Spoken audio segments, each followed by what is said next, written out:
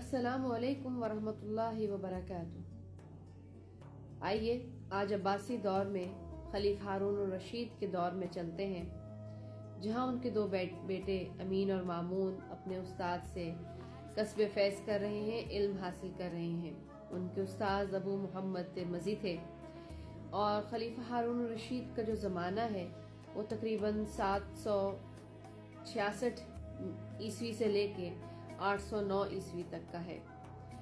तो इस दौरान बहुत तरक्की का दौर था हारून रशीद का ज़माना। तो अमीन और मामून को पढ़ाने के लिए जो उस्ताद आया करते थे, इस वाक़े से हमें पता चलेगा कि उस्ताद का एहतराम हर ज़माने में कितना ज़्यादा किया गया है।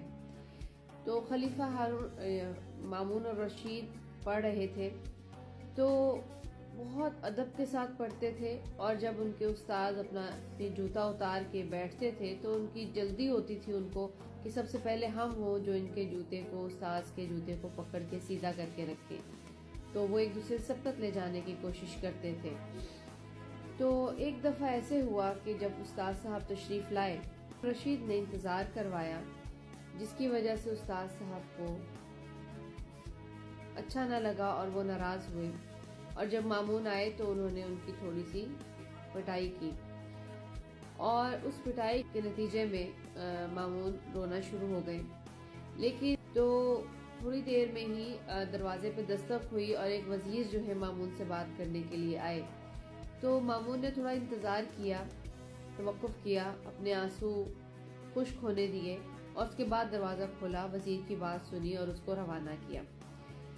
तो उस्ताद साहब ने कहा कि मुझे लग रहा था कि तुम जो हमारे दरमियान जो वाक़या हुआ है इसको ज़रूर उसके सामने जिक्र करोगे। लेकिन जो मामून रशीद थे उन्होंने कहा कि नहीं, वालिद साहब जो है वो समझते हैं कि मैं बहुत एक अच्छा तालिब इल्म हूँ और एक अच्छा इंसान हूँ। मैं नहीं चाहता कि मेरा जो ये बेअदबी आज आपके हवाले से हुई है, इसकी खबर मेरे वालिद साहब को पहुँचे। तो इस तरह का किरदार था हमारे बुजुर्गों का, हमारे जो पहले अफराद गुजर चुके, जब वो तरक्की के औज कमाल पे थे, तो उस वक़्त कुछ चीज़ें थी जो उन्होंने अपनाई हुई थी, जो आजकल हमारे माशरे से जाती जा रही हैं, और हम असातिज़ा को सिर्फ पेशावर ही समझते हैं कि बस उनका काम है कि वो तनख्वाह लेते हैं तो हमें पढ़ाते हैं, और इज़्ज़त और तौक़ीर में कमी आती जा रही। जो भी मसाइल हो, हमें जो चीज़ें तरक्की की तरफ लेकर जाने वाली हैं, जो हमारी ऐसी सिफ़ात हैं जो कि माशरे को बेहतर करने वाली हैं, उनसे अपने आप को मुत्तसिफ़ रखना चाहिए। तो इसी के साथ आपसे इजाज़त चाहती हूँ। अल्लाह हाफ़िज़।